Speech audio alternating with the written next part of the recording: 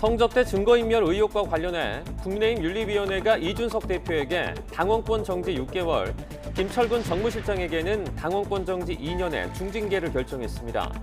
윤리위에 직접 출석해 소명한 이 대표가 관련 의혹을 전면 부인해온 만큼 이번 결정에 반발할 것으로 보입니다.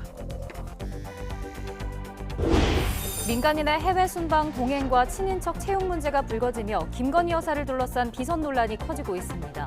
대통령실은 명백한 허위 사실이고 제2부속실 부활 계획도 없다고 밝혔지만 제도적 대책 마련이 필요하다는 지적이 많습니다. 오늘까지 전국 곳곳에 돌풍과 벼락을 동반한 최고 80mm 이상의 장맛비가 내릴 것으로 보입니다. 덥고 습한 날씨 때문에 어제 오후 역대 최대 전력 수요가 발생했습니다. 고물가 행진이 이어지면서 지난해 중국산 알몸 김치 파문 이후 한때 주춤했던 김치 수입이 다시 늘고 있습니다. 반면 우리 기업의 수출은 줄면서 대중무역이 28년 만에 적자를 기록했습니다. 어젯밤 9시까지 전국에서 18,000명이 넘는 코로나19 신규 확진자가 발생했습니다. 오미크론 하위 변이가 확산하면서 환자가 일주일 간격으로 2배 급증하는 더블링 현상이 계속되고 있습니다. G20 외교장관회의를 계기로 새 정부 출범 후 첫 한중 외교장담 회담이 열렸습니다. 오늘은 한미일 세 나라 외교장관들이 모여 북핵 대응 등을 위한 공조 방안을 협의합니다. 바닥 일부분에 난 물자국이 생겼던 보령 해저 터널이 도로 전체가 축축할 정도로 내부에 물이 더 생겼습니다.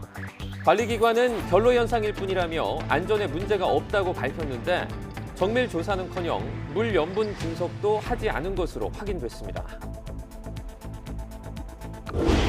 오픈마켓 쿠팡에서 중국 유령업체들로 인한 개인정보 유출이 우려된다는 YTN 단독 보도 이후 쿠팡 측은 몰랐다면서 뒤늦게 대책을 내놨습니다.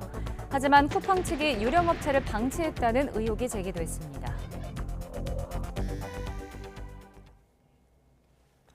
시청자 여러분 안녕하십니까? 7월 8일 금요일 굿모닝 YTN 2부 시작합니다.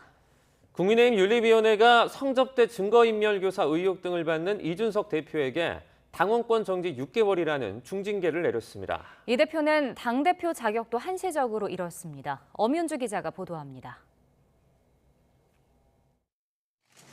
저녁 7시부터 새벽까지 8시간가량 마라톤 회의를 진행한 국민의힘 윤리위원회. 성접대 증거인멸 의혹이 불거진 이준석 대표의 당원권을 6개월 동안 정지시켰습니다. 집권 여당 현직 대표에 대한 사상 초유의 중징계를 결정한 겁니다. 국민의힘 당대표 이준석, 국민의힘 중앙윤리위원회는 상기인에 대하여 당원권 정지 6개월을 의결하였습니다. 징계 여부를 가른 핵심 쟁점은 이준석 대표가 자신의 성접대 의혹을 무마하기 위해 측근을 통해 이른바 입막음을 시도했는지였습니다. 경찰 수사가 진행 중인 지난 2013년 성접대 의혹 자체는 판단하지 않았습니다. 증거인멸 교사 의혹과 관련해 이 대표가 당원으로서 지켜야 할 품위 유지 의무를 위반했다고 봤습니다. 정무실장의 지위에 있는 김철근이 본인은 일이 아님에도 불구하고 7억 원이라는 거액의 투자 유치 약속 증서의 작성을 단독으로 결정하였다고 믿기 어려운 점 등을 종합적으로 고려했을 때 이준석 당원의 위 소명을 믿기 어렵다고 판단했고, 앞서 이준석 대표는 당 윤리위에 직접 출석했습니다. 3시간 가까이 윤리위원회 질문에 답하며 자신을 둘러싼 의혹을 강하게 부인했습니다. 장시간 동안 성실하게 임했습니다. 그리고 윤리위에서 질문하신 내용들 제 관점에서 정확하게 소명했다고 이렇게 생각합니다.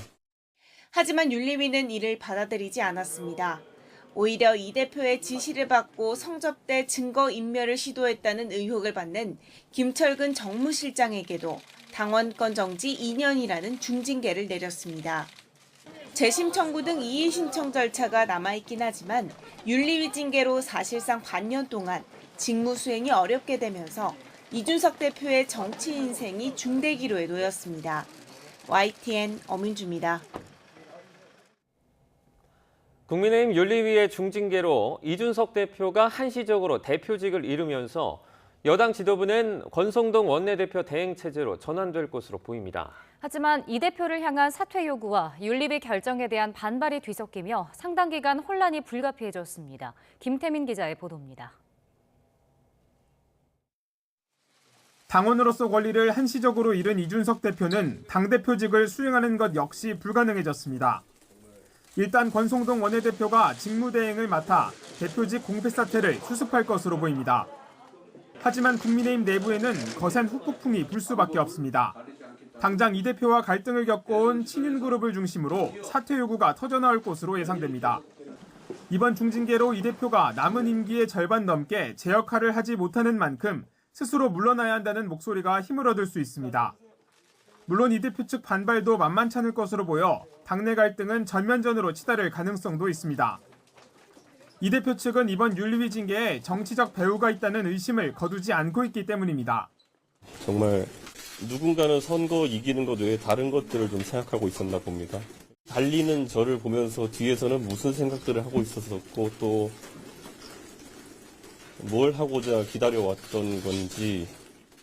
이 대표 측은 우선 윤리위 결정에 대해 재심을 청구하고 받아들여지지 않으면 징계 효력을 정지해달라는 가처분 신청을 내는 등 법적 대응에 나설 것으로 보입니다. 이럴 경우 집권 여당의 권력 구도는 안개 속에 빠지고 당은 상당 기간 혼란을 겪을 수밖에 없습니다. 여기에 맞물려 차기 당권 주자를 중심으로 이 대표의 잔여 임기를 채울 새 대표를 뽑을지 아니면 내년 6월까지 임시체제를 가동할지를 놓고 치열한 수싸움도 예상됩니다. 현직 대표에 대한 사상 초유의 중징계 결정이 내려지면서 집권 여당 내부의 권력 지형이 요동치고 있습니다. YTN 김태민입니다.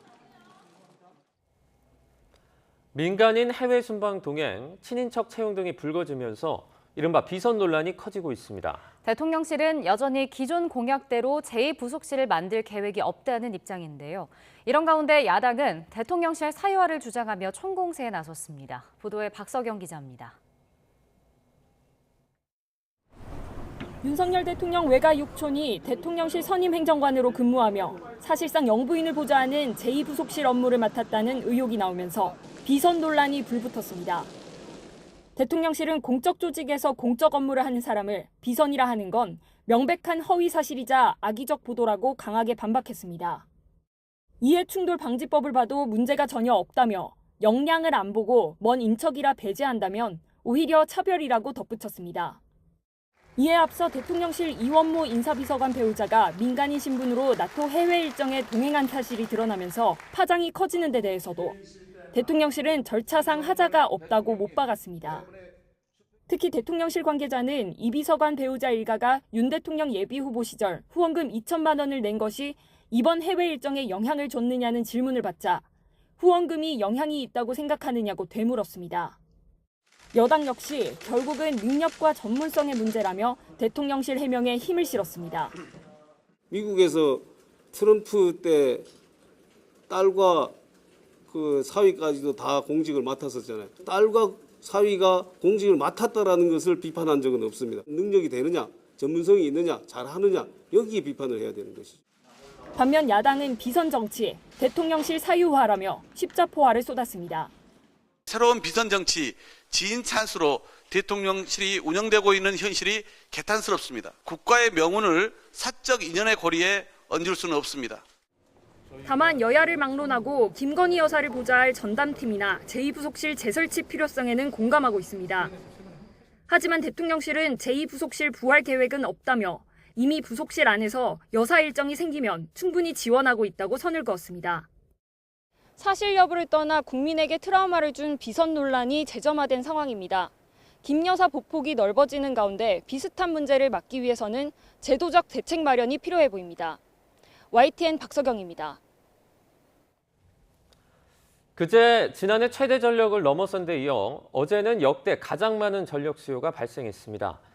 전력거래소는 어제 오후 5시 기준 최대 전력 수요가 92,990메가와트로 기존 최대치였던 2018년 7월 24일 오후 5시 기록을 넘어섰다고 밝혔습니다.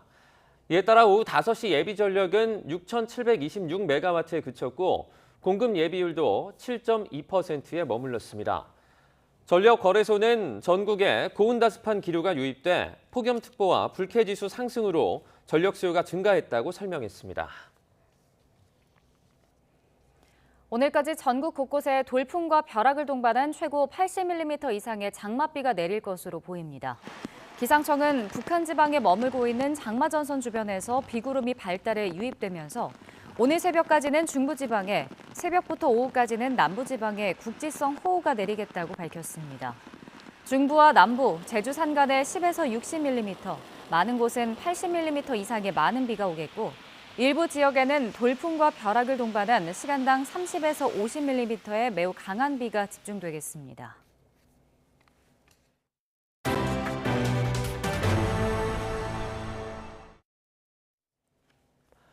고물가 행진이 이어지면서 지난해 중국산 알몸김치 파문 이후 한때 주춤했던 김치 수입이 회복세로 돌아서며 속속 식탁에 오르고 있습니다. 우리 수출의 텃밭격이었던 대중무역은 28년 만에 적자를 보는 등 크게 흔들리고 있습니다. 보도에 김상우 기자입니다. 경제수장은 현장 물가 점검에 나설 때마다 빠지지 않고 채소값을 챙깁니다. 밥상 물가의 핵심 중의 핵심이 바로 김치이기 때문입니다. 대추가 안정이 돼야 뭐 상치고 뭐고 관련 식품들이 다 안정이 되는데. 소비자 물가가 외환위기 이후 약 24년 만에 6%대로 치솟았습니다. 농축산물 가격 오름폭이 3월 이후 계속 확대되는 가운데 특히 배추가 35.5%나 급등했습니다. 월급 빼곤 다 올랐다는 고물가 행진이 계속되면서 지난해 3월 중국산 알몸김치 파문 이후 거부감이 컸던 중국산 김치의 수입이 회복세로 돌아섰습니다. 국내산과 비교해서 보통 반값 이하이기 때문입니다. 배추값이 가뭄으로 폭등하면서 김치 수입량은 지난 5월 24,800여 톤으로 전년 동월 대비 17% 증가하면서 5월 기준 역대 최대를 기록했습니다. 특히 올해 1월부터 5월까지 누적 수입량은 10만 톤쯤으로 1, 2년 전과 비슷한 수준이어서 이런 추세라면 연간 수입량의 반등도 배제할 수 없는 상태입니다. 김치뿐 아니라 석유화학 등 중국산 수입이 늘어난 반면 우리 기업의 중국 수출은 줄면서 대중무역은 2달 연속 적자 행진입니다. 대중무역 적자는 지난 1994년 8월 이후 28년 만입니다. 지난 20년간 누려왔던 중국을 통한 수출 호황기가 끝나가고 있으므로 시장 다변화가 필요하다고. 정부가 대중무역의 기조 변화를 사실상 공식화한 가운데 오는 10월부터는 김치를 연간 5천 톤 이상 수입하면 국내 품질 인증 기준, 즉 해썹 규제가 적용돼 수입이 이전에 비해 까다로워집니다. 외환위기 후 24년 만에 닥친 6% 고물가 시대, 우리 수출의 텃밭격인 대중무역이 흔들리는 상황 속에서 정서적 거부감이 큰 김치 등 중국산 수입 물량의 향방이 주목됩니다. YTN 김상우입니다. 한국개발연구원 KDI는 물가 상승세가 크게 확대되면서 기업 심리지수와 소비자 심리지수가 비교적 큰 폭으로 하락하는 등 경제 심리가 위축되는 모습이라고 진단했습니다. KDI는 7월 경제동향 보고서에서 지정학적 위험의 장기화와 주요국의 긴축 기조 등 대외 여건의 악화로 제조업이 정체되면서 경기 회복세를 제약하고 있다고 분석했습니다. 또 우리 경제의 성장세를 주도했던 반도체 등 ICT 부문의 생산은 대외 여건 악화로 감소세를 보이고 있다고 설명했습니다. 정부가 앞으로 5년 동안 재정 운용 기조를 긴축으로 전환하고 강력한 재정 혁신을 추진하기로 했습니다. 바로 서는 나라 재정, 도약하는 대한민국이라는 주제로 열린 국가재정전략회의에서는 내년부터 실질적인 나라 살림을 반영하는 관리재정 수지 적자를 마이너스 3% 이내로 대폭 개선하기로 했습니다. 올해 관리재정 수지 적자는 마이너스 5% 수준입니다. 또 국가채무 비율은 2027년까지 50%대 중반을 목표로 관리하기로 했습니다. 경기 침체 공포로 이틀간 급락하던 국제유가가 공급 위축 가능성에 큰 폭으로 반등했습니다. 현지 시각 7일 뉴욕 상업거래소에서 8월 인도분 서부 텍사스산 원유는 1배럴에 4달러 20센트, 4.3% 오른 102달러 73센트에서 장을 마감했습니다. 지난 5일 경기 침체 공포 속에 8.2% 급락하며 100달러 아래로 내려간 지 이틀 만에 100달러 선을 회복했습니다. 런던 IC 선물거래소에서 9월 인도분 브렌트유도 1배럴에 3달러 96센트, 3.9% 상승한 104달러 65센트에서 장을 마감했습니다. 코로나19 확산이 증가세를 보이는 가운데 어젯밤 9시까지 전국에서 18,625명의 신규 확진자가 발생했습니다. 일주 전인 지난달 30일보다 9,641명이 증가해 2.1배가 늘어나는 더블링 현상이 발생할 정도로 유행 확산세가 뚜렷합니다. 어제 확진자는 수도권에서 1,880명으로 58.4%, 비수도권에서 7,745명으로 41.6%를 차지했습니다. 이런 추세로 볼 때 오늘 발표될 신규 확진자 수는 2만 명 안팎에 달할 것으로 예상됩니다. 전파력이 가장 강한 것으로 알려진 오미크론의 새로운 하위 변이 BA.5가 미국의 코로나 확산을 몰고 올 조짐이 있다는 평가가 나왔습니다. 뉴욕타임스는 현재 시각 7일 최근 일부 국가에서 코로나19 재유행을 이끄는 BA.5 변이가 미국에서도 신규 확진자의 50% 이상을 차지하며 우세종으로 올라섰다고 전했습니다. BA.5는 또 다른 오미크론 하위 변이인 BA.4와 함께 미국에서 신규 확진자와 입원 환자의 대규모 발생을 부채질하고 있습니다. 강원도 고성군 아야진항 부두 창고에서 불이 나 창고와 어선 3척이 불에 탔습니다. 부산의 한 포구에서도 트럭이 바다에 빠져 1명이 숨지기도 했습니다. 사건 사고 소식 정현우 기자가 보도합니다. 방파제 옆 1층짜리 창고를 새빨간 불이 뒤덮었습니다. 지금 멀리서 봐도 한눈에 봐도 좀 많이 보이고 검은 연기도 많이 났고 배는 견인되는 거는 좀 봤거든요. 해양경찰에서. 강원도 고성군 아야진항 어구보관 창고에서 불이 난 건 오늘 새벽 0시 50분쯤. 이 불로 창고 2동은 물론 항구에 정박해 있던 어선 3척이 불에 탔습니다. 크레인이 바다에 빠진 소형 트럭을 들어 올립니다. 어제 오후 4시 20분쯤 부산 영도구 하리항에서 70대 운전자가 몰던 트럭이 바다에 빠졌습니다. 운전자는 다행히 자력으로 물 밖으로 나왔지만 60대 남성이 트럭 아래에서 숨진 채 발견됐습니다. 해경은 트럭이 물에 빠지는 순간 숨진 남성 역시 차에 부딪혀 함께 물에 빠져 숨진 것으로 잠정 판단하고 있습니다. 계속 수색을 하고 있었는데 트럭을 크레인으로 끌어올리다 보니까 그때 이제 밑에서 끝에쯤에 이제 끼어있어 저 밑에서 발견된 거죠. 어제 오후 5시 50분쯤 강원도 평창읍 평창강에서 70대 남성이 숨진 채 발견됐습니다. 경찰은 이 남성이 다슬기를 잡던 도중 불어난 물에 휩쓸려 사고를 당한 것으로 파악하고 있습니다. YTN 정현우입니다. 오늘 새벽 2시 50분쯤 서울 한남대교 남단을 달리다가 가드레일을 들이받은 차량에 불이 붙었습니다. 차 안에 서 있던 50대 운전자 남성은 빠져나오지 못하고 숨졌습니다. 경찰과 소방당국은 정확한 사고 원인을 알아보고 있습니다. 어제 경기 평택시의 초등학교 주변 건널목에서 굴착기가 초등학생들을 덮쳐 1명이 숨지고 1명이 다쳤습니다. 운전자는 사고가 난 줄 몰랐다고 주장했는데 경찰은 어린이 보호구역에서 난 사고로 보고 민식이법을 적용하는 방안을 검토하고 있습니다. 안동준 기자가 보도합니다. 경기 평택시 아파트 단지 한가운데 있는 왕복 4차선 도로입니다. 초등학생들이 하교할 시간인 오후 4시쯤 건널목을 건너던 11살 여아 2명을 달려오던 굴착기 기사가 그대로 덮쳤습니다.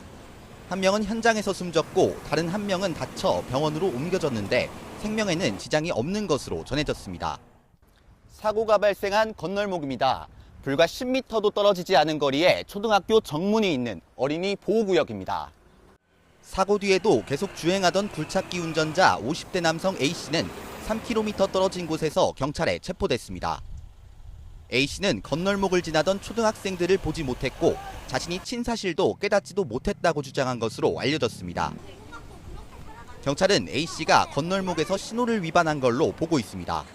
특히 어린이 보호구역에서 사고가 난 만큼 어린이를 다치게 하거나 숨지게 한 경우 가중처벌하는 이른바 민식이법을 적용해 처벌하는 방안을 검토하고 있습니다. YTN 안동준입니다.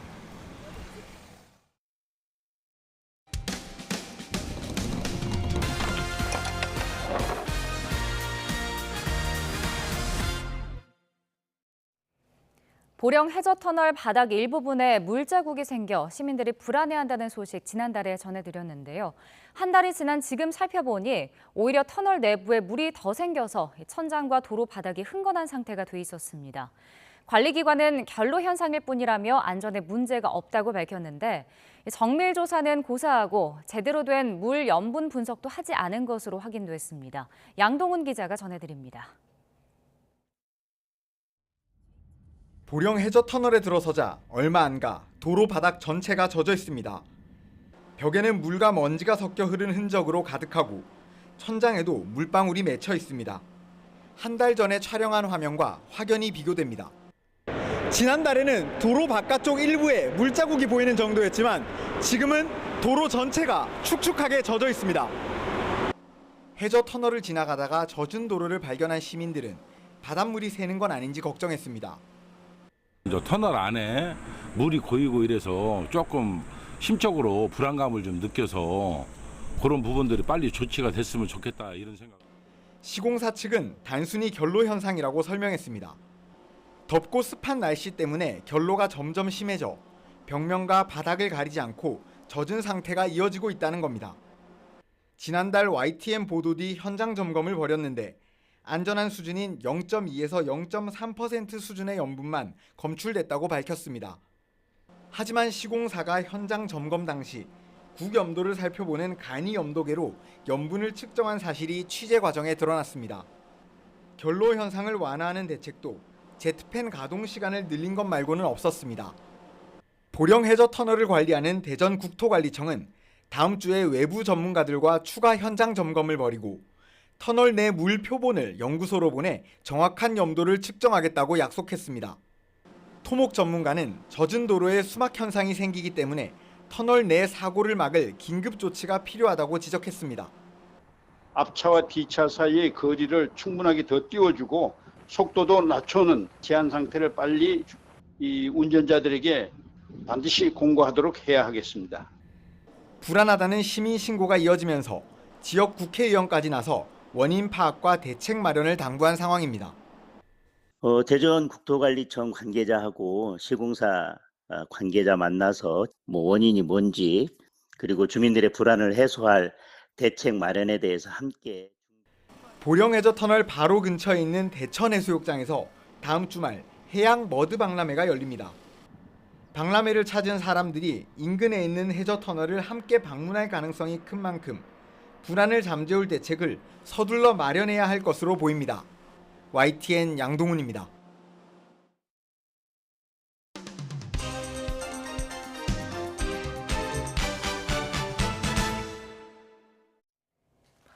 네, 7월 8일 금요일입니다. 오늘 아침 신문은 어떤 소식을 다뤘는지 짚어보겠습니다. 이현웅 아나운서가 주요 내용 정리해왔습니다. 어서 오세요. 안녕하십니까. 네, 첫 번째 기사입니다. 윤석열 대통령 부부의 불공정 논란 자초라는 제목인데요. 최근에 있었던 지인 찬스, 이 친척 찬스를 썼다는 의혹 때문인 것 같은데 기사는 어떻게 다뤘습니까? 맞습니다. 나토 일정의 비서관 부인이 동행했다는 논란에 이어서 네. 또 육촌이 대통령실 부속실의 선임 행정관으로 일하고 있다는 보도가 나오면서 불공정 논란이 더 커지는 분위기입니다. 네. 이전에 있었던 다른 논란들에 이어서 역시나 이번에 또 계속되면서 공사 구분이 없는 행보가 이어지고 있다는 지적이 나오는 상황입니다. 윤석열 정부가 강조하고 있는 공정과 상식에 어긋난다는 지적인데요. 한겨레신문은 이런 논란을 만평으로도 표현해 뒀습니다. 지금 화면에 확대가 되고 있는데 김건희 여사로 보이는 인물 뒤로 무속, 직원, 그리고 친인척, 팬클럽, 자원봉사라고 쓰인 인물들이 뒤따르고 있는 모습이고요. 그 앞에서 윤석열 대통령 제2부속실을 만들지 않겠다고 이야기를 하고 있습니다. 네. 하지만 지금 여야 모두에서 공식 조직의 필요성에 대한 얘기들 나오고 있고요. 이전에 논란이 생겼을 때라도 제2부속실을 부활시켰다면 지금처럼 더 큰 논란은 없었을 거라는 의견도 이 기사에서는 싣고 있었습니다. 이런 분위기 속에서 대통령실은 이 직원들에게 통화 내역 열람에 동의하겠다는 서약서를 제출하도록 지시했다고 하는데요.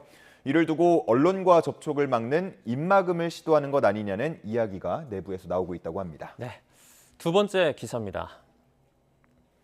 이제 서해 공무원 피살 사건 관련해서 정말 갑론을박 계속해서 나오고 있는데요.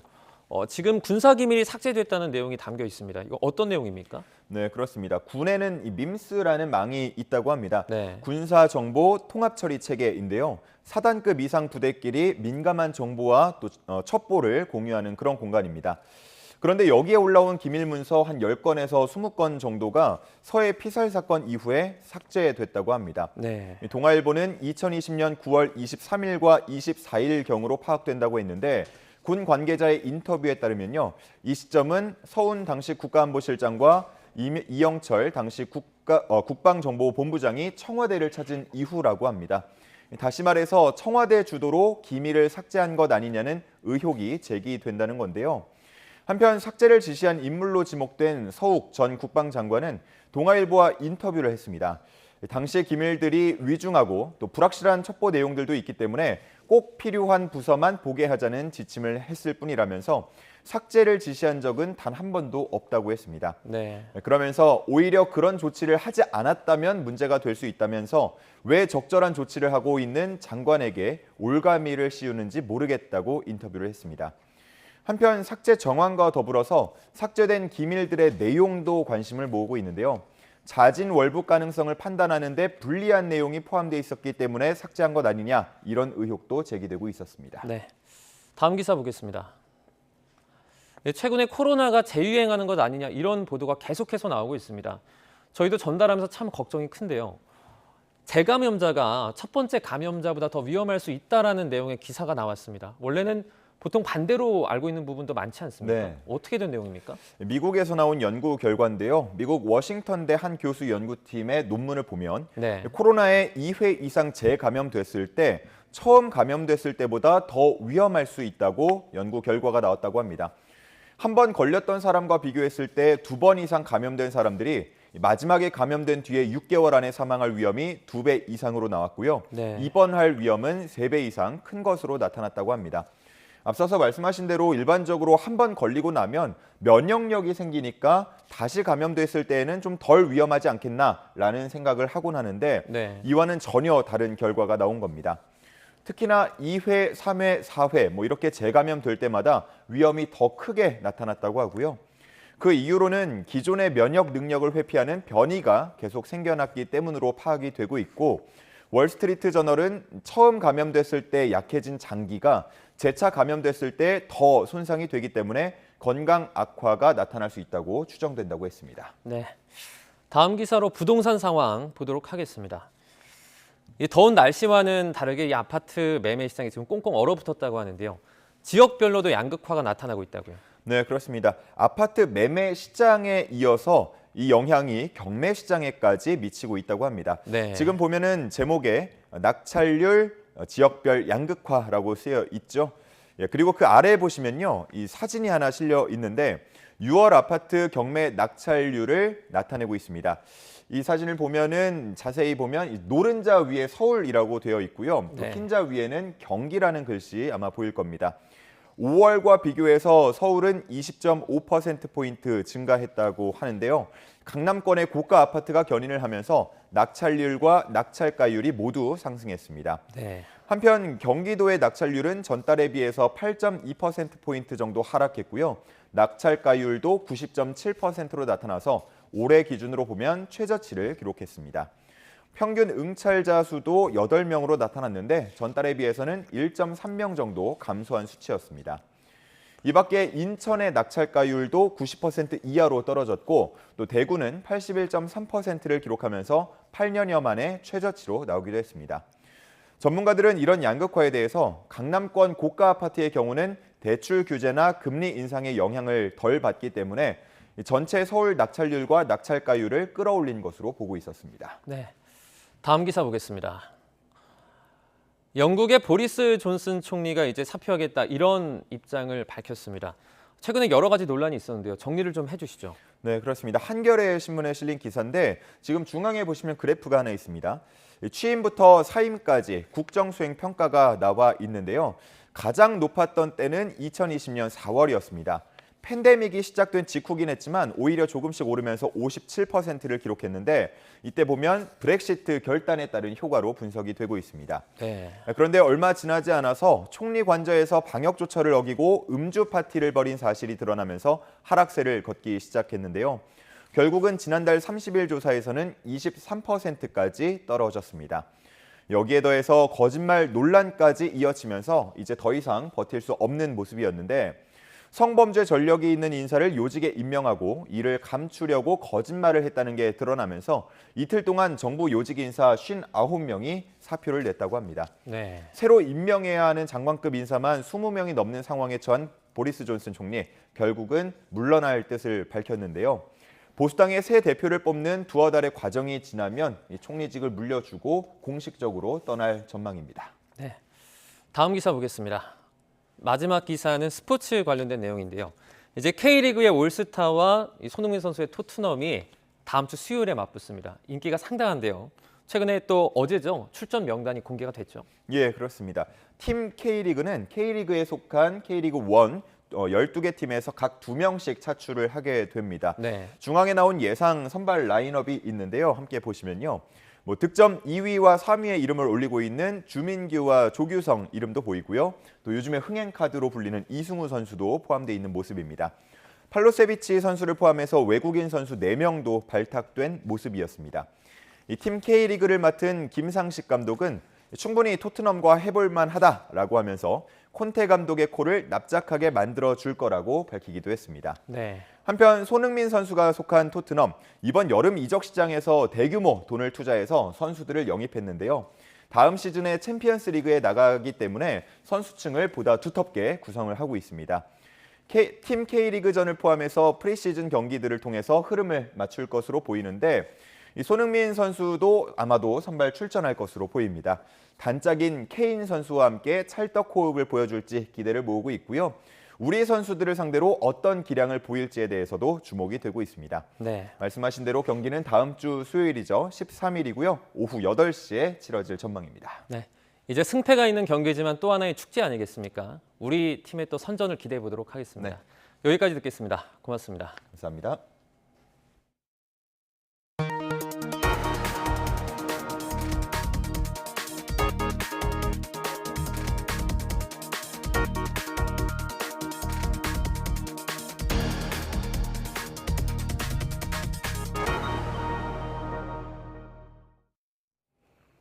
쿠팡에 떠도는 중국 유령 업체들로 인해 국내 소비자들의 개인정보 유출이 우려된다는 보도 얼마 전에 전해드렸는데요. 추가 취재를 해봤더니 먹는 지포에서부터 값비싼 애플워치까지 유령 업체들이 올린 제품은 다양했습니다. 이미 여러 차례 소비자 신고가 접수된 만큼 쿠팡 측이 유령 업체를 방치했다는 의혹이 나옵니다. 황보혜경 기자가 보도합니다.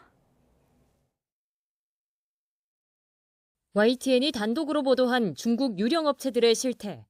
쿠팡 측은 취재 과정에서 유령 업체들의 존재를 전혀 몰랐다고 공식 답변했습니다. 과연 그럴까? 경남에 사는 A씨는 지난 15일 쿠팡에서 국내 업체의 2만 원짜리 쥐포를 절반 가격에 구매했습니다. 이후 판매업체가 중국 이름인 게 미심쩍어 쿠팡 측에 사기 거래가 의심된다고 신고했지만 돌아온 건 정확한 상품이니 안심하란 답변이었습니다. YTN 보도 이후 해당 업체 계정이 사라진 걸 보자 그제야 속았다는 심정입니다. 고객이 먼저 의심을 하고 나서 확인을 요청했음에도 불구하고 국내 업체가 판매하는 제품이라고 안내를 한 게 당황스러운 거죠. 지난달 15일 B씨 역시 쿠팡에서 중국 업체를 통해 애플워치를 30% 넘게 싼 가격에 구매했습니다.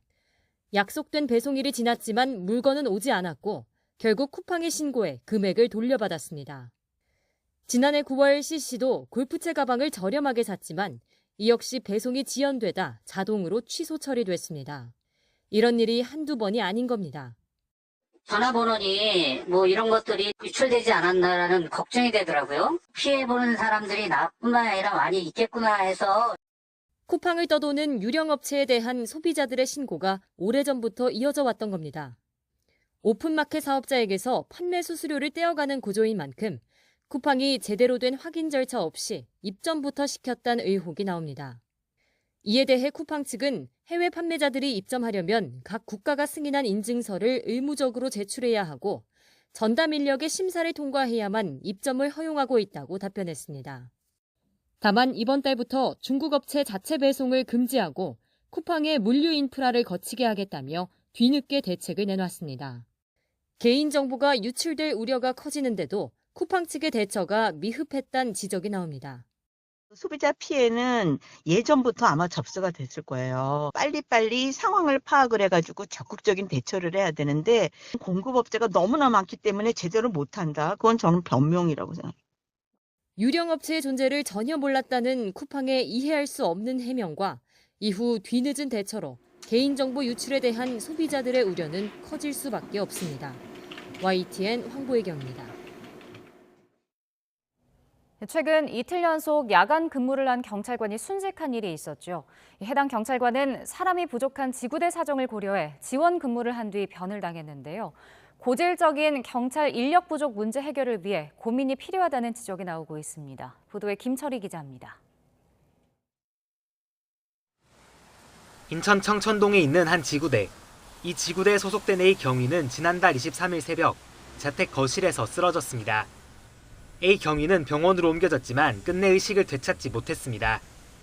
동료들은 A 경위가 평소에도 굳은 일을 도맡아 솔선수범했다면서 안타까워했습니다. 근무 나가셨을 때 항상 앞에서 먼저 나가서 이제 대처하려고 노력했고, 누구보다도 보면 이 경찰 조직을 사랑했던 그런 분입니다. 예. A 경위는 사고 직전 인원이 부족한 다른 팀을 위해 자원에서 야근했던 것으로 조사됐습니다. 인력 부족 때문에 사고를 당한 주에도 하루도 쉬지 않고 일하기로 돼 있었다고 합니다. 인력이 많이 부족하고 그러다 보니까 아버지가 자원을 하시는 경우도 되게 많으시더라고요. 일주일 거의 통으로 계속 근무를 하기로 이렇게 예정이 되어 있었거든요. 일선 경찰과장은 YTN과의 통화에서 최근 코로나19 유행이 잦아들어 업무는 크게 늘었는데 인력은 그대로라 근무 강도가 더 세졌다고 말했습니다. 실제 서울경찰청이 발표한 자료에 따르면 거리두기 해제 뒤 주치자 등에 대한 보호 조치 요청이 31%, 음주운전 신고 건수도 24%가량 증가하는 등 112 신고가 급증한 것으로 나타났습니다. 하지만 다른 나라에 비해 경찰관 수는 부족한 편입니다. 한국 경찰관은 한 명당 402명의 시민을 담당하고 있는데 주요 선진국들은 200명 정도만 맡고 있는 겁니다. 게다가 최근 의무경찰 제도가 폐지되면서 파견 인력이 늘어나는 등 인력 부족 문제가 더 심각해진 상황. 실제 현장을 뛰는 경찰관 수를 늘려야 한다는 지적이 나옵니다. 휴스턴에서 경찰서 하는 사람은 60분 정도밖에 안 된다고들 얘기하거든요. 조직 구조하고 계급 구조까지도 한번 들여다보고 손을 볼 수 있다면 굉장히 좋은 기회가 될 수도 있죠. 충원에 앞서 의미 있는 인원을 효율적으로 활용하는 방안도 고민해야 한다는 목소리가 나옵니다. YTN 김철입니다.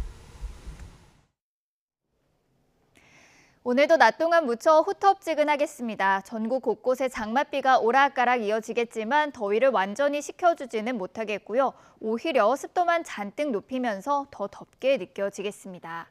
현재 전국 곳곳에 산발적인 비구름이 분포해 있습니다. 비는 퇴근길 무렵까지 내렸다가 또 그치기를 반복하겠고요. 일부 지역은 소강 상태를 보이기도 하겠습니다. 특히 전남과 경남, 제주도에는 앞으로 10에서 50mm의 비가 더 내리겠고요. 아침부터 낮 사이에 돌풍과 벼락을 동반한 국지성 호우가 쏟아지는 곳이 있겠습니다. 지난 밤사이 곳곳에서 열대야가 나타났습니다. 현재 서울 기온은 24.9도를 보이고 있고요. 대구는 27.1도까지 올라 있습니다. 수도권을 제외한 전국 곳곳에 폭염특보가 계속되는 가운데 오늘 서울의 한낮 기온은 29도, 대전과 광주는 32도, 강릉은 33도, 대구는 34도까지 오르겠습니다. 주말 동안 장맛비는 쉬어가겠지만 날씨는 한층 더 더워질 것으로 전망되고 있습니다. 지금까지 날씨 정보였습니다. 국민의힘 윤리위원회가 성접대 증거인멸교사 의혹 등을 받는 이준석 대표에게 당원권 정지 6개월이라는 중징계를 내렸습니다. 이영희 위원장은 이 대표가 당원으로서 품위를 유지해야 한다는 당 윤리규칙 4조 1항을 위반한 것으로 판단했다고 설명했습니다. 이양희 윤리위원장의 발언 들어보시죠. 국민의힘 당대표 이준석, 국민의힘 중앙윤리위원회는 상기인에 대하여 당원권 정지 6개월을 의결하였습니다. 정무실장의 지위에 있는 김철근이 본인은 일이 아님에도 불구하고 7억 원이라는 거액의 투자 유치 약속 증서의 작성을 단독으로 결정하였다고 믿기 어려운 점 등을 종합적으로 고려했을 때 이준석 당원의 위 소명을 믿기 어렵다고 판단했고, 이에 따라 이준석 당원은 윤리규칙 제4조 품위유지 의무 위반을 위반한 것으로 결정했습니다. 더불어민주당은 국민의힘 윤리위원회가 이준석 대표에게 당원권 정지 6개월 징계를 내린 것과 관련해 사필 규정이라고 평가했습니다. 민주당 신현영 대변인은 오늘 논평에서 집권 여당의 당대표라는 지위의 무거움이나 제기된 의혹의 죄질에 비춰 중징계는 당연하다며 이같이 밝혔습니다. 다만 이 대표의 성상납 의혹은 여전히 의혹이라는 꼬리표를 떼지 못했고 국민의힘은 당대표에게 제기된 충격적인 의혹을 판단하지 않았다고 지적했습니다. 나토 정상회의 이후 신냉전 구도 심화 가능성이 커지면서 한중 관계에 대한 우려가 제기되고 있습니다. 이 가운데 G20 외교장관회의를 계기로 새 정부 출범 후 첫 한중 외교장관 회담이 열렸는데 양측은 일단 상호 존중과 우호 협력을 강조하는 모양새를 취했습니다. 보도에 이규준 기자입니다. 박진 외교부 장관과 왕이 중국 외교부장이 발리한 리조트에서 처음으로 만났습니다. 8개월여 만에 상세된 외교수장의 대면 회동은 예상보다 긴 50여 분간 진행됐습니다. 앞서 박 장관은 모두 발언에서 상호 존중을 기반으로 한 한중 동반자 관계를 강조했습니다. 한중 양국이 상호 존중과 신뢰를 쌓으면서 평등하게 협력하는 좋은 동반자가 되어야 다가올 미래 30년도 건강하고 성숙한 한중 관계를 발전시켜 나갈 수 있을 것입니다. 특히 새 정부의 가치 외교 기조를 언급하면서 인권과 법치 수호를 위한 국제사회 공조에 대한 적극적 동참을 강조해 눈길을 끌었습니다. 왕이 부장은 새 정부가 한중 관계의 새 여정을 시작했다고 기대하며 양국의 우호 협력 관계가 진전되도록 협력할 준비가 돼 있다고 밝혔습니다. 두 장관은 앞으로 대면 협의 등 소통을 정례화하고 하반기 중 외교차관 전략대화 등 전략적 소통 채널을 적극 가동하기로 했습니다.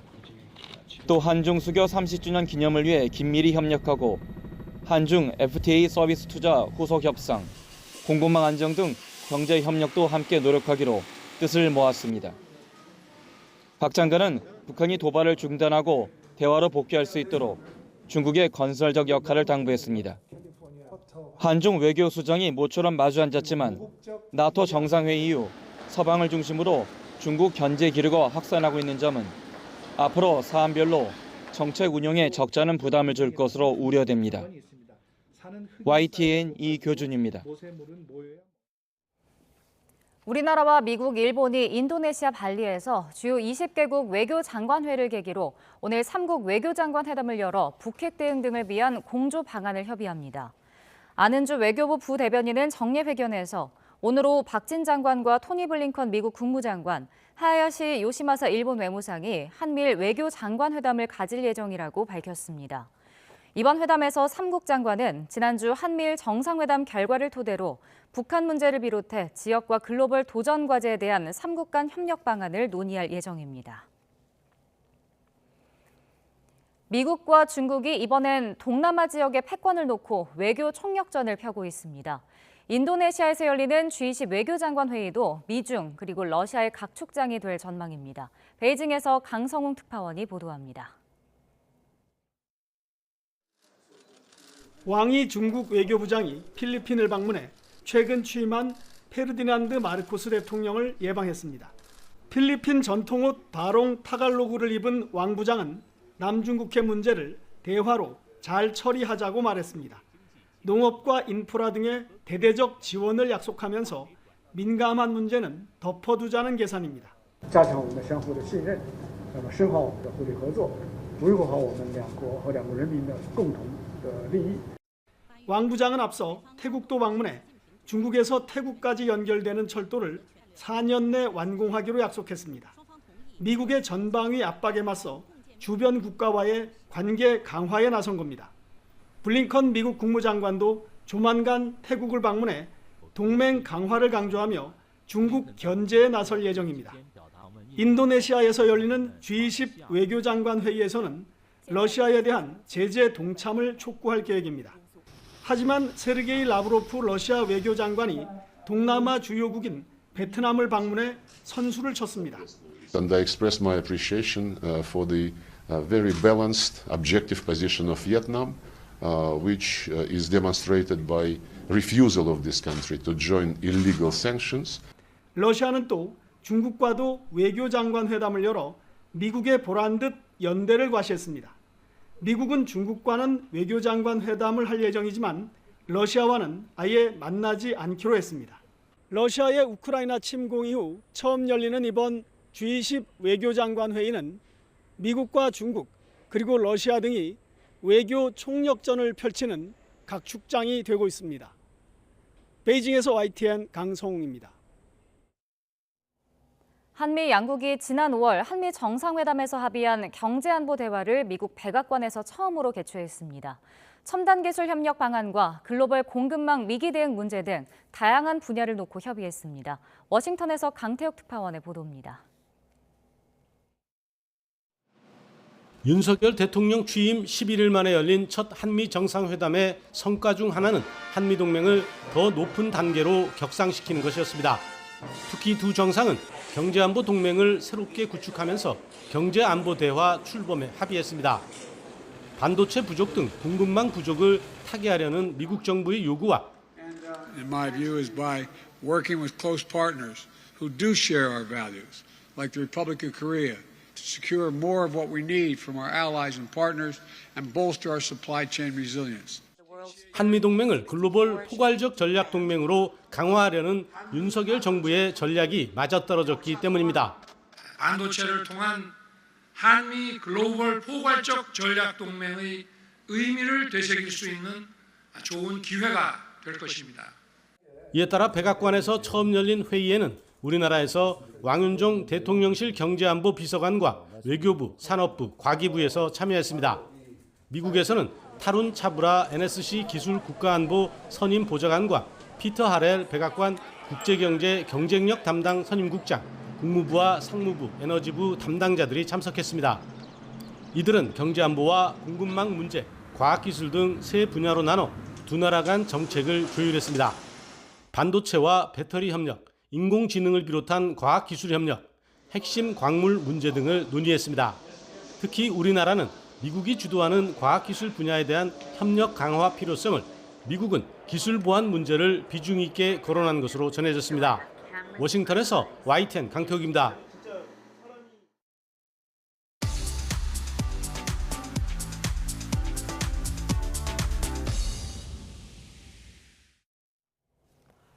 경제 소식을 빠르게 전달해 드립니다. 굿모닝 경제 이인철 참 좋은 경제연구소장과 함께하겠습니다. 어서 오십시오. 어서 오세요. 네, 정부가 이제 향후 5년간 나라 살림의 방향을 정했습니다. 지난 정부 때 빚이 좀 빨리 늘었기 때문에 이번 정부 들어서는 어떤 재정의 적자폭을 줄이겠다 이렇게 밝혔는데요. 긴축 정책을 쓰겠다. 한마디로 돈 풀기는 이제 끝났다 이 말이겠죠. 맞습니다. 우리도 이제 새해 계획을 세울 때 가장 어려운 게 다이어트예요. 사실 그 유혹이 너무 많아. 그래서 오늘까지만 먹고 그리고 또 한꺼번에 급하게 빼면 요요 현상이 오거든요. 근데 물론 뭐 코로나라는 이제 굉장히 팬데믹이라는 특수한 상황도 있었지만 그동안 이제 확장적 재정 정책을 했었던 것도 맞고 그런데 이제 향후 5년 동안에 새 정부의 이제 중장기 재정 정책 방향이 나왔는데 한마디로 긴축으로 재정을 선회하겠다는 겁니다. 2017년 660조 원이던 국가 부채가 지금 올해 1,100조 원에 육박합니다. 그러니까 이제 코로나19 대응에 따라서 확정 재정 운영으로 매년 100조 원 가까운 재정 적자가 이제 좀 고착화되는 추세인데요. 이런 구조를 깨기 위해서는 확장해서 내년부터는 이제 긴축으로 이 전환이 불가피하다라는 겁니다. 올해 재정은 이미 지난해 이제 계획했던 것을 반영해서 시행되기 때문에 올해 줄일 수 있는 여력은 많지는 않습니다. 네. 그래서 실질적인 나라 살림살이를 반영하고 있는 관리재정 수지 GDP 대비 올해는 마이너스 5% 내에서 관리를 하고요. 내년에는 마이너스 3% 이내로 축소합니다. 이렇게 되면 36%대에 달했던 우리나라의 GDP 대비 국가 채무 비율 2017년만 하더라도 30% 중반이었지만 네. 현재는 50%를 웃돌고 있는 상황이고요. 네. 이걸 이제 재정 적자를 이제 이렇게 긴축으로 선회하게 되면 앞으로 5년 동안 50% 중반 이내로 관리하겠다라는 겁니다. 그러면 매년 100조 원 수준으로 늘어나던 이 연간 재정 적자가 한 50조 원 정도로 이제 줄어들 것으로 보이는데 네. 이에 맞게끔 글로벌 표준에 맞게끔 이 재정 준칙도 법제화하겠다. 이 재정 준칙이라는 게 뭐냐? 씀씀이가 너무 커지게 되면 자동 이제 중단되고요. 네. 만일 이제 잉여 과잉세수가 남았다라고 할 경우는 자동으로 일정 부분은 빚을 갚는 데 써야 합니다. 네. 이게 아직까지 우리가 이제 법제가 안 되어 있었는데 이 재정 준칙도 단순하고 엄격하게 관리 방식을 바꾸겠다라고 밝히고 있습니다. 네. 뭐 이뿐만 아니고 정부가 또 강력한 지출 구조 조정도 시행하겠다고 밝혔는데 이게 어떤 것들이 내용이 포함되어 있나요? 일단 재정 적자를 이제 관리하는 기준 역시 조금은 이제 강화되는데요.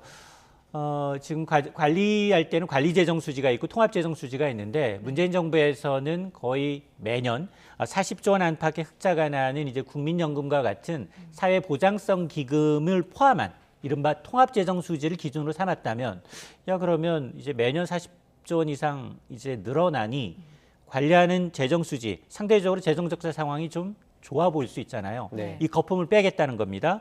국민연금과 같은 흑자를 제외한 관리 재정 수지를 이제 기준으로 삼아서 강력한 지출 구조 조정을 하겠다라는 겁니다. 자, 이렇게 되면 뭔가 정부가 먼저 보여줘야 되는데 가장 먼저 하는 게 공기업의 군살 빼기입니다.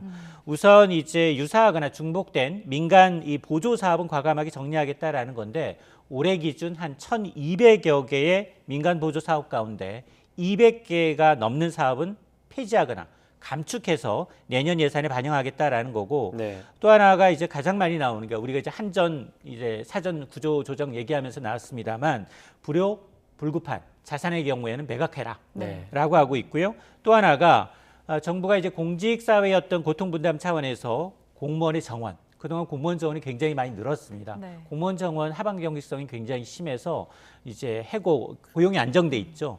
그러다 보니까 이제 공무원 정원과 보수를 엄격하게 관리해 나가겠다라는 얘기인데 이 얘기는 공무원 준비하시는 분들 이제 응시 기회가 굉장히 이제 줄어들 수밖에 없는 상황인데 어쨌든 이렇게 이제 절약한 재원을 가지고서 지금 대통령이 공약했던 게 약 5년간 한 209조 원 정도 되거든요. 네. 여기에는 이제 병사 봉급을 200만 원까지 올리겠다라는 안도 포함이 돼 있는데 이런 걸 이제 이행하는데 대통령 공약 이행에 차질 없도록 사용을 하겠다라고 밝히고 있습니다.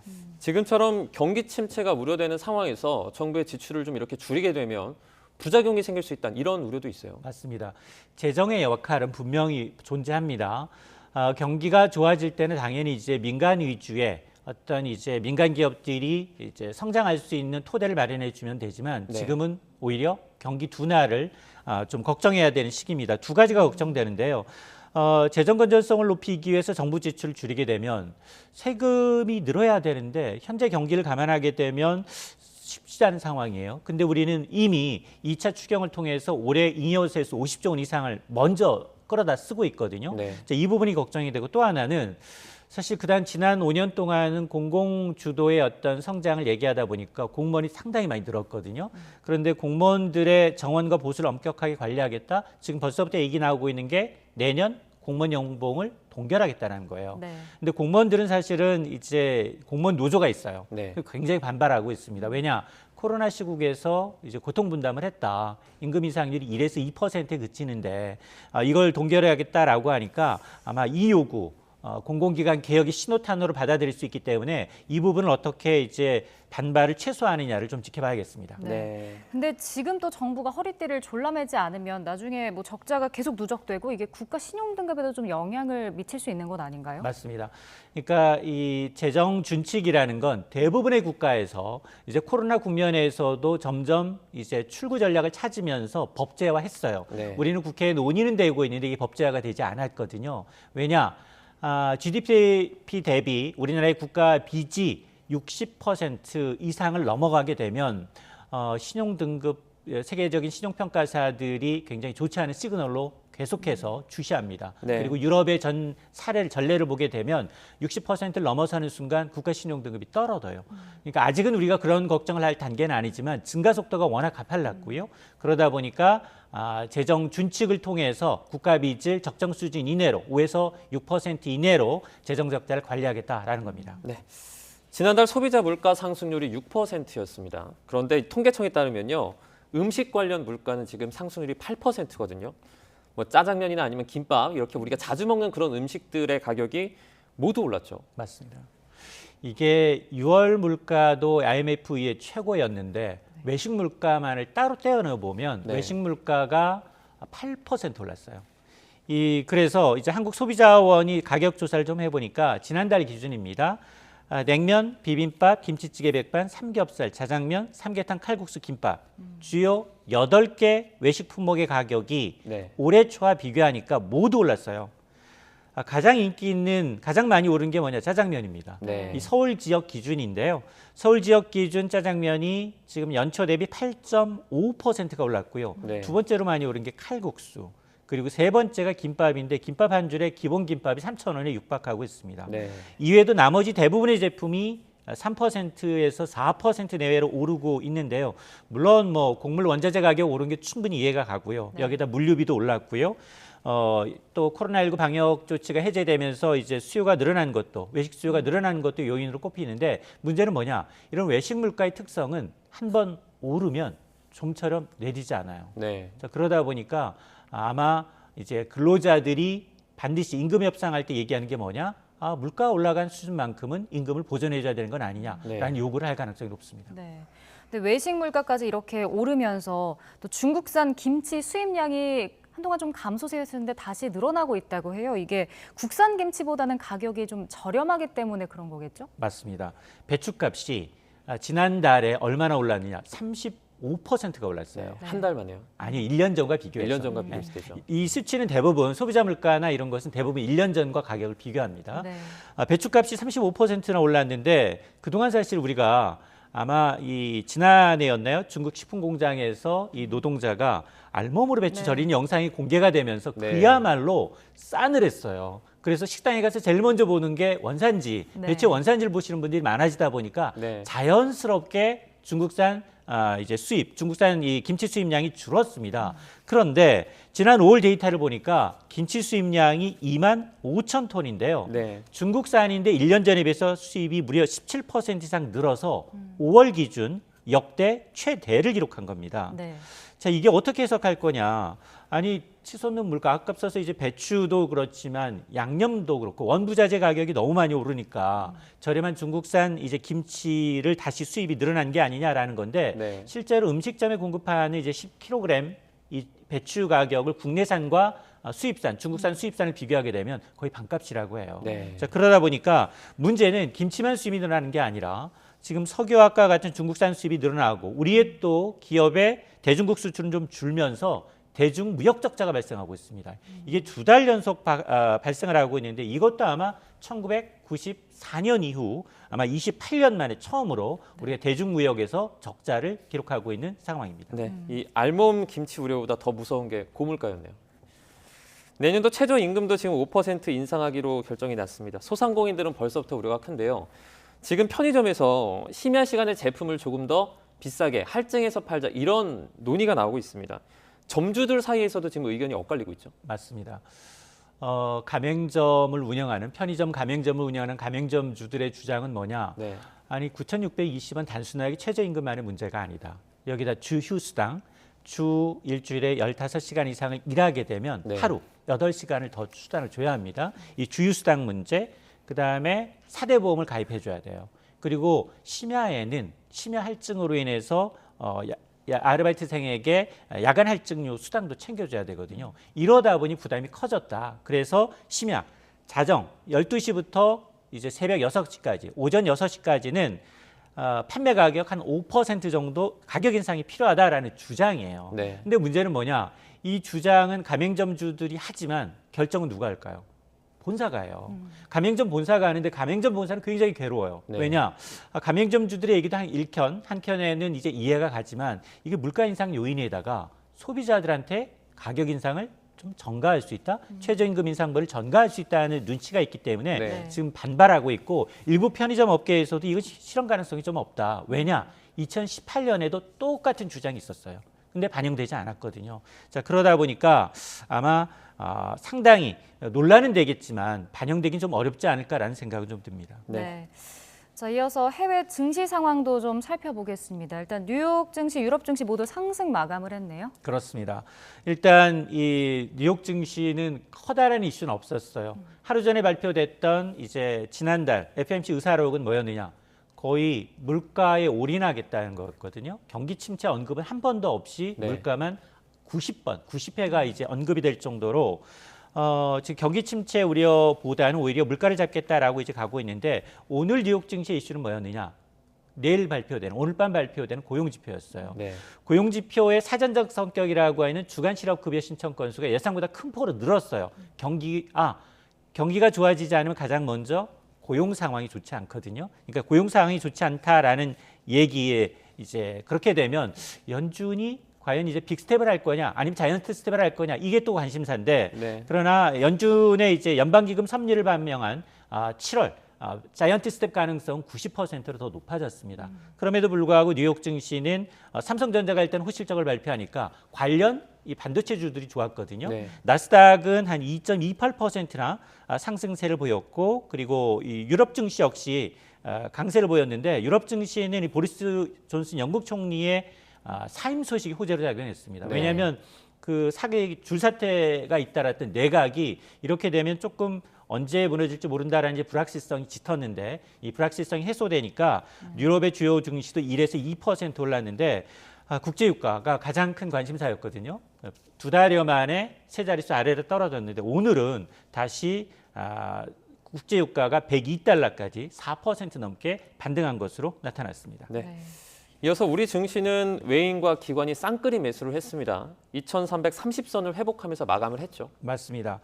2330선을 회복했고 이제 1300원을 웃돌던 환율 시장도 다시 조금은 1300원 아래로 돌아갔는데요. 네. 외국인과 기관이 사고 있습니다. 그러나 개인은 여전히 또 매도하고 있는 상황인데 FOMC 의사록에서 지금 0.에서 0.75% 인상의 무게를 두면서 뉴욕 증시가 안도 랠리를 나타냈고요. 그러다 보니까 아시아 증시 전반으로 좋았고 특히 삼성전자의 양호한 실적 발표 이후 그동안은 삼성이 양호한 실적을 발표하고 하반기 전망이 좋지 않다 그러면 주가가 떨어졌는데 네. 너무 많이 떨어지니까 3% 넘게 올랐거든요. 네. 그래서 58,000원대로 이제 반등을 했고 환율도 원달러 환율이 6원 50전이나 떨어져서 네. 1,300원 아래로 내려간 것도 시장에는 긍정적으로 작용을 했습니다. 네. 잠깐 얘기를 해주셨는데 삼성전자가 이제 실적 방어에는 성공을 했는데요. 앞으로 그럼 실적엔 좀 변수가 있을까요? 반등이 어려울지도 궁금한데요. 맞습니다. 삼성전자 2분기 실적은 나쁘지는 않아요. 대내외적인 불확실성을 감안하게 되면 매출이 70조, 2분기에 분기 기준 매출 70조는 처음이에요. 여기다가 영업이익도 한 14조 원가량 냈는데 아마 이제 세부 내역은 공개하지 않아서 잠정 실적입니다. 네. 자, 그렇지만 지금 보면 스마트폰이나 생활가전은 좀 부진했겠지만 반도체 부분에서 영업이익이 한 10조 원 정도 나지 않았겠느냐라는 건데 문제는 지금 삼성전자 주가 실적 전망은 서로 엇갈려요. 근데 실적 전망은 좋지 않아요. 네. 하반기에는 반도체도 좋지 않고 그리고 스마트폰 전망도 좋지 않습니다. 대만의 시장 조사 업체에 따르면 올 3분기 D램과 낸드 플래시 메모리 가격이 평균 3에서 8% 넘게 가격이 하락할 것으로 예상이 되고 있고 네. 또 올해 전 세계 PC와 이제 스마트폰 출하량 역시 한 자릿수이긴 하지만 감소할 것으로 예상이 돼서 삼성전자의 연간 실적 전망치에 대한 눈높이는 낮아지고 있지만 그러나 일부에서는 이런 실적 미리 주가에 반영돼 있다, 선반영돼 있기 때문에 네. 하반기 특히나 4분기 이후에는 반등하지 않겠느냐라는 주장도 있습니다. 네. 그 삼성전자 악재 속에서 선방을 한 게 높은 환율의 덕도 조금 있겠죠? 맞습니다. 환율 효과도 굉장히 커요. 이게 이 무역 수지에서 우리가 이제 달러를 환산하다 보니까 나타나는 현상인데요. 앞서서 제가 이제 반도체도 얘기를 했습니다만 반도체라는 게 지금 전략적 고객한테 이 비중이 상당히 높아요. 삼성전자의 경우에는 일반 현물 시장에서 내다 파는 것보다. 네. 그러면 하반기에 반도체 가격이 떨어진다 하더라도 이런 전략적 고객과의 관계는 뭐냐? 가격이 많이 내릴 때는 덜 내리고 가격이 많이 오를 때는 덜 받아요. 네. 그러다 보니까 삼성전자가 과연 반도체 가격 하락에 대해서 하반기에 얼마나 또 영향을 받을지 여부는 실제로는 저 실적을 좀 뚜껑을 열어봐야 합니다. 네, 알겠습니다. 여기까지 듣겠습니다. 경제 이슈 이인철 참 좋은 경제연구소장과 함께 들어봤습니다. 고맙습니다. 한동안 인기 업종으로 호황을 누려왔던 주유소. 각종 판촉물로 고객 유치 경쟁에 나섰습니다.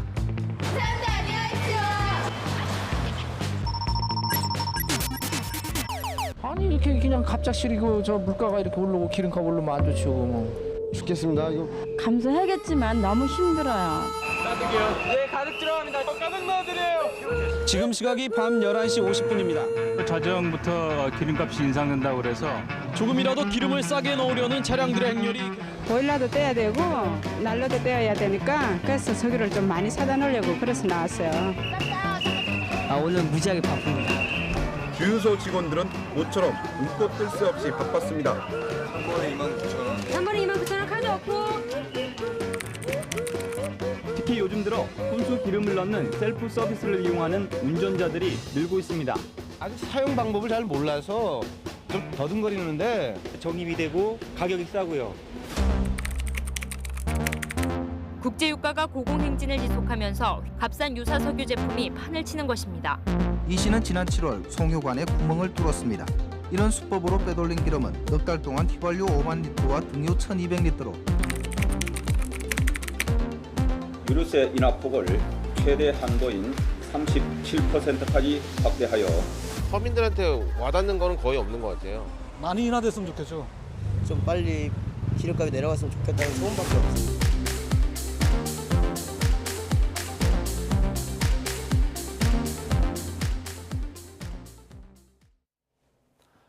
서울 둔촌주공 재건축 사업장의 공사 중단이 석 달 가까이 이어지고 있습니다. 서울시의 중재로 조합과 시공사업단이 공사비 증액 등 대부분 쟁점 사항에 합의했지만 상가 분쟁만큼은 이견을 좁히지 못하고 있습니다. 김종균 기자의 보도입니다. 공사 중단 84일째 둔촌주공 아파트 재건축 사업 분쟁이 분수령을 맞고 있습니다. 서울시가 중재에 나선 끝에 9개 쟁점 사항 중 8개 조항에 합의했습니다. 우선 한국부동산원의 재검증을 거쳐 공사비를 증액하기로 했습니다. 그동안 분양지연과 공사 중단으로 불어난 사업비도 부동산원의 검증을 거쳐 그대로 반영하기로 했습니다. 공사비 관련 쟁점에서 사실상 조합이 백기를 든 셈입니다. 하지만 마지막 남은 쟁점인 상가 분쟁은 풀지 못했습니다. 서울시가 중재하기도 어려운 상황입니다. 상가는 상가 조합원들의 지분에 대한 문제, 권리관계에 대한 부분들이 걸려있는 부분이기 때문에 조합의 대표가 대표가 임의로 합의를 하거나 할 수 있는 부분이 아니라고 저희가 판단을 했고요. 시공사업단은 조합이나 상가 대표 기구가 상가공사 현장에 유치권을 행사 중인 업체와 분쟁 합의를 하고 총회 의결까지 거쳐야 공사를 재개할 수 있다는 입장입니다. 조합은 이를 거부했습니다. 서울시는 서울주택도시공사 SH의 사업 대행 카드를 꺼내들며 압박하고 나섰습니다. 공사 중단이 장기화될 경우 선량한 조합원들의 피해가 커짐에 따라 조합원 의견 수렴을 거쳐 법령에 따라 서울주택도시공사 등을 사업 대행자로 지정하는 방식까지 고려하고 있으며 대출금 만기가 돌아오는 다음 달 23일까지 양측이 합의하지 못할 경우 조합은 1인당 1억 원을 상환해야 합니다. YTN 김유길입니다. 경남 거제의 대우조선해양에서 하청업체 노조원들의 선박점거 농성이 한 달 넘게 이어지고 있습니다. 사측은 배 인도에 차질이 빚어져 손해가 커지고 있다며 철저한 수사를 촉구하고 나섰습니다. 노조는 문제의 핵심은 낮은 임금이라며 임금 인상에 대우조선해양과 대주주가 나서야 한다고 주장했습니다. 박종혁 기자입니다. 하청업체 노조 조합원 7명이 건조 중인 초대형 원유 운반선을 점거한 건 지난달 2일. 사측은 한 달 넘게 파업이 계속되면서 막대한 손실이 발생하고 있다며 비상경영을 선포하고 긴급 기자회견도 열었습니다. 사측은 배를 건조하는 도크에 있는 배에서 파업 행위가 이어지면서 선박 4척의 인도가 무기한 연기됐다고 밝혔습니다. 그로 인해 지난달까지 피해액이 2,800억 원을 넘어섰다는 입장입니다. 여기에 선주사에 배를 인도하지 못하면서 생기는 지체 보상금을 고려하면 규모는 더 커질 것으로 보고 있습니다. 사측은 이에 따라 경찰의 철저한 수사가 필요하다는 입장입니다. 하루에 매출로 손실이 60억씩 계속 증가하고 있습니다. 회사가 감당할 수 있는 이상의 수준으로 넘어가고 있습니다. 하청업체 노조의 요구는 임금 30% 인상, 노조 전임자 인정 등입니다. 하청업체 노조 측은 자신들의 절박함도 알아달라고 호소했습니다. 이번 사안의 핵심은 하청업체 노동자들의 임금 인상이라며 대우조선해양과 대주주인 산업은행이 나서야 한다는 입장입니다.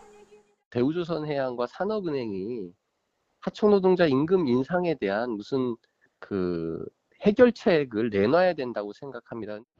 돌파구 없이 이어지는 파업 상황이 조선 생태계에 어떤 영향을 미칠지 업계의 걱정이 커지고 있습니다. YTN 박종혁입니다. 강원도 철원 대전차 지뢰 추정 폭발 사고와 관련해 피해자 시신 수습과 사고 원인 규명이 난항을 겪고 있습니다. 피해자 유족은 폭발 사고가 발생한 지 나흘이 지났지만 현재 시신의 극히 일부만 수습된 상황이라며 이마저도 장맛비가 내리면 찾을 수 없게 될 우려가 있다고 전했습니다. 철원군과 군당국은 폭발 사고 현장을 중심으로 인력을 투입해 시신을 수습하고 있지만 30톤이 넘는 대형 굴착기가 완전히 부서져 파편이 100m 이상 날아가는 등 폭발의 위력이 상당해 시신 수습에 어려움을 겪고 있다고 밝혔습니다. 경기 김포시 한강 하구에서 숨진 채 발견된 10살 미만 추정 남자아이와 관련해 경찰이 신원을 파악하는 데 어려움을 겪고 있습니다. 경기 일산서부경찰서는 한국의료협회에 문의한 결과 옷 소재를 감정할 수는 있지만 그것만으로 우리나라 옷인지 아닌지 판단하기는 어렵다는 답변을 받았습니다.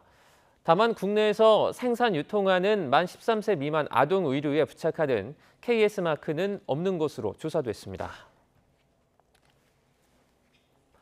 여자 화장실에 몰래 숨어 들어가서 여대생을 몰래 촬영한 혐의를 받고 있는 연세대학교 의대생이 구속됐습니다. 서울 서부지방법원은 21살 남성 A씨의 구속영장을 발부했습니다. A씨는 지난 4일 오후 6시 50분쯤 연세대 의대도서관 앞 여자 화장실에 들어가 자신의 휴대전화로 옆 칸에 있는 또래 여학생을 몰래 촬영하다가 현행범으로 체포됐습니다.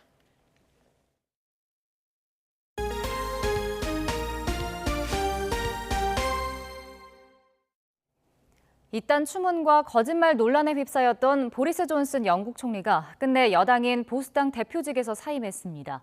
한 달 전 신임 투표로 위기를 돌파하는가 했지만 장관들의 줄사퇴로 내각 붕괴 위기까지 맞으면서 결국 3년여 만에 자리에서 물러나게 됐습니다. 김은건 기자가 보도합니다. 가족과 측근들이 지켜보는 가운데 다우닝가 총리실 앞에 나온 존슨 총리. 대로변에서 시위대 야유가 이어지는 가운데 보수당 대표직 사퇴 의사를 밝혔습니다.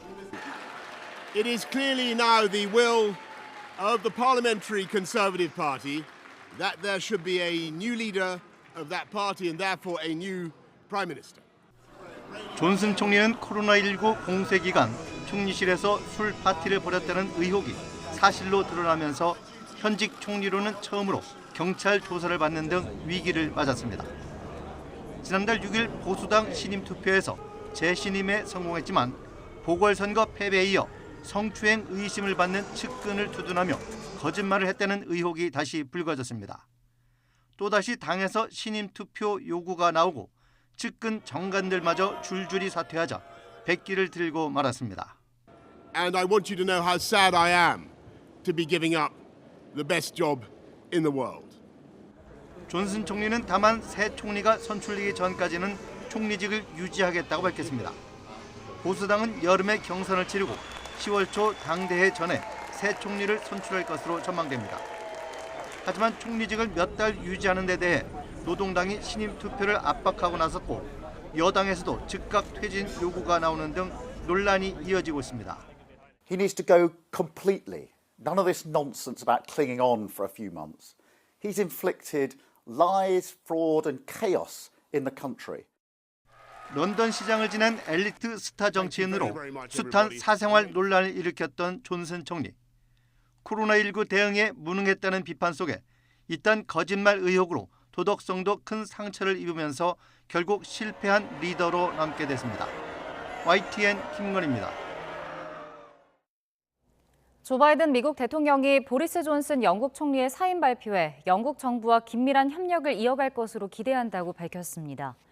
바이든 대통령은 현지 시각 7일 성명을 통해 영국과 미국은 가장 긴밀한 우방이자 동맹이며 양 국민의 특별한 관계는 강하고 계속될 것이라면서 이같이 말했습니다. 바이든 대통령은 특히 양국은 우크라이나에 대한 강력한 지원을 포함해 광범위한 현안에 있어 협력을 계속할 것이라고 강조했습니다.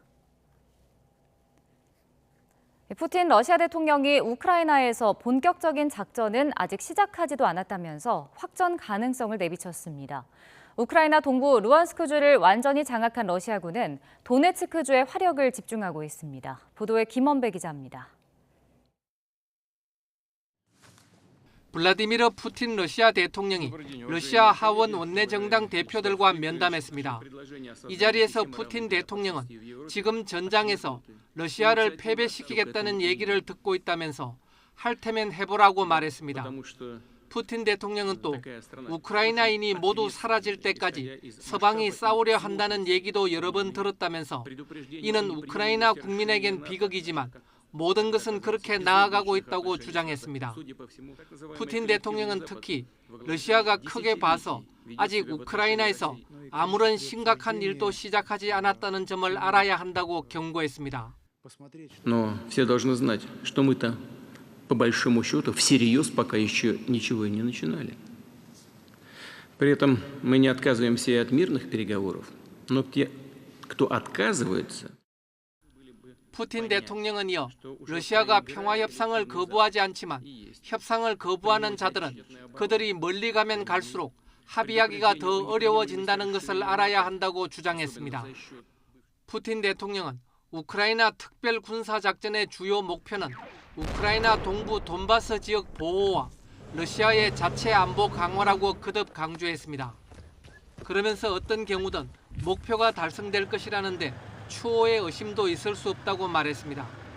한편 우크라이나 동부 루안스크주를 완전히 장악한 러시아군이 도네츠크주의 핵심 요충지인 크라마토르스크와 슬라반스크에 화력을 집중하고 있습니다. 올렉산드르 곤차렌코 크라마토르스크 시장은 페이스북에 크라마토르스크 중심부가 미사일 공격을 당하고 있다며 사상자가 발생했다고 밝혔습니다. 크라마토르스크와 이웃한 슬라반스크의 바담 라익 시장도 페이스북을 통해 슬라반스크가 러시아의 공격을 받고 있다고 전했으나 자세한 피해 상황은 밝히지 않았습니다. 파블로 키릴렌코 도네츠크 주지사는 러시아의 공격으로 적어도 7명의 민간인이 사망하고 2명이 부상했다고 밝혔습니다. YTN 김원배입니다. 우리가 흔히 아는 방앗개비라는 곤충은 초록색을 띠고 있는데요. 이 분홍 방앗개비가 경남 창녕에서 발견됐습니다. 이 핑크빛 희귀 방앗개비가 한국에서 카메라에 포착되기는 이번이 처음입니다. 오태인 기자가 취재했습니다. 경남 창녕에 있는 노인 요양시설. 잔디밭에 선명한 분홍색 곤충이 눈을 띕니다. 가까이서 보니 다름 아닌 방앗개비. 방앗개비는 보통 녹색으로 보호색을 띠지만 분홍색은 흔치 않습니다. 처음엔 저도 이게 의아해했습니다. 메뚜기인지 방앗개비인지 아니면 외래종인지 알 수가 없었습니다. 예, 저도 엄청 신기했고 주위 분들한테 얘기를 하니 다들 뭐 살아있는 건지 그렇게 다들 물어보더라고요. 사람 손길을 피해 뛰어다니는 모습은 다른 방앗개비와 같습니다. 요양원 원장은 좀처럼 만나기 힘든 분홍 방앗개비가 어르신들에게도 기쁨을 줄 것 같다며 반깁니다. 방앗개비가 우리 요양원에 서식한다는 것을 생각해 보면은 우리 몸도 불편하시고 여러 가지 불편하신 어르신들이 앞으로 건강하시고 좋을 것이라는 예감이 듭니다. 분홍 방앗개비는 유전 변이 때문에 생긴 일종의 변종입니다. 유전적 문제로 몸에서 붉은 색소를 많이 만들거나 검은 색소를 적게 만들어 생기는 겁니다. 지난해에도 일본에서 분홍 방앗개비가 발견되면서 큰 화제가 됐습니다. 보통은 이렇게 녹색이나 갈색이 많거든요. 이게 이제 주변 환경에 어울리는 보호색을 띠고 있어서 이제 그런 색소를 유지를 하고 있는데 그런데 드물게 어떤 색소 결핍증이라든가 이런 것 때문에 자기 본연의 색깔이 나오지 못하고 코로나19와 어려운 경제 사정으로 힘든 시기를 보내는 요즘 귀한 손님을 발견한 시설 직원은 진기한 분홍 방앗개비를 함께 보면서 모두에게 행운이 가득하기를 빌었습니다. 지금 코로나 시국에 많은 분들이 힘드시고 할 텐데 이거를 또 구경도 하시고 흔히 볼 수 없는 개체이다 보니 보시면서 이제 많은 행운을 가져가셨으면 좋겠습니다. YTN 오태인입니다. 코로나19로 대면 행사를 줄였던 영화제들이 속속 본 모습을 찾아가고 있습니다. 3년 만에 레드카펫을 펼치고 다시 화려하게 부활하고 있는데요. 부천국제영화제 현장을 최하영 기자가 다녀왔습니다. 부천국제 판타스틱 영화제 개막을 축하합니다. 아시아 최대 장르 영화 축제 부천국제 판타스틱 영화제가 3년 만에 대면 행사로 돌아왔습니다. 영화제고 레드카펫이 다시 펼쳐졌습니다. 코로나19 이후 3년 만에 부천국제 판타스틱 영화제가 화려하게 부활했는데요. 올해는 49개국 268편의 영화가 관객들과 만납니다. 저희 영화제는 언더독들을 키워내는 영화제들이거든요. 그래서 대면 행사를 한다는 것이 대단히 기쁜 일이고 진짜 보고 싶었잖아요. 영화제의 부활이 반가운 건 오랜만에 레드카펫을 밟은 배우들도. 빨리빨리 많은 것들이 또 이렇게 활성화돼서 많은 분들과 함께하는 시간이 좀 많아졌으면 좋겠습니다. 3년 만에 열리는 행사라서 너무너무 설레고 기쁜 마음으로 왔는데 많은 분들이 비도 오는데 이렇게 즐겨주셔서 되게 감사한 마음인 것 같아요. 그리고 관객도 마찬가지입니다. 스크린에서만 보던 감독과 배우를 직접 만나는 행사도 다시 문을 열었습니다. 영화제에서 이렇게 많은 배우분들과 감독님들도 보고 이제 영화 팬들이랑 공유할 수 있는, 소통할 수 있는 이런 자리가 생겨서 너무나도 행복하고 좀 기대됩니다. 네. 지난 4월에는 전주국제영화제가 대규모 레드카펫 행사를 열고 정상화의 신호탄을 쏘아 올렸습니다.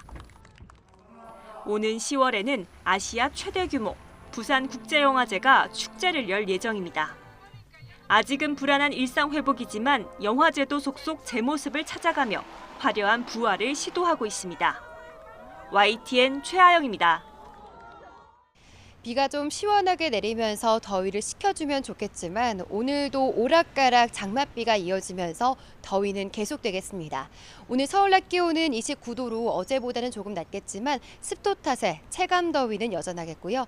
남부지방은 대구가 34도까지 치솟는 등 찜통 더위가 기승을 부리겠습니다. 오늘도 충분한 휴식과 함께 수분 섭취해 주시면서 건강관리에 각별히 신경 써주시기 바랍니다. 현재 레이더 영상을 살펴보면 전국 곳곳에 산발적인 비구름이 분포해 있습니다. 비는 퇴근길 무렵까지 내렸다 그치기를 반복하겠고 일부 지역에서는 소강 상태를 보이기도 하겠는데요. 특히 전남과 경남, 제주도에는 앞으로 10에서 50mm의 비가 더 내리겠고 낮 동안 돌풍과 벼락을 동반한 시간당 20mm 안팎의 장대비가 쏟아질 수 있겠습니다. 그 밖에 내륙에서는 5에서 30mm의 비가 예상됩니다. 오늘 아침도 대부분 25도 안팎을 보이며 후텁지근합니다. 현재 서울 기온은 24.9도, 대전은 25.8도를 보이고 있습니다. 수도권을 제외한 전국 곳곳에 폭염특보가 계속되는 가운데 오늘 서울 낮 기온은 29도, 대전과 광주는 32도까지 오르겠습니다. 주말에는 장마가 쉬어가면서 날이 더 더워지겠고요. 내일은 강원 산간에만 요란한 소나기가 지날 전망입니다. 오늘 오전까지 서해안과 남해안에는 안개가 짙게 끼는 곳이 있겠습니다. 출근길 교통 안전에 각별히 주의해 주시기 바랍니다. 지금까지 상암동 야외 스튜디오에서 YTN 홍나실입니다. 금요일 아침 굿모닝 YTN은 여기까지입니다. 잠시 후 뉴스라이더가 방송됩니다. 시청해주신 여러분 고맙습니다.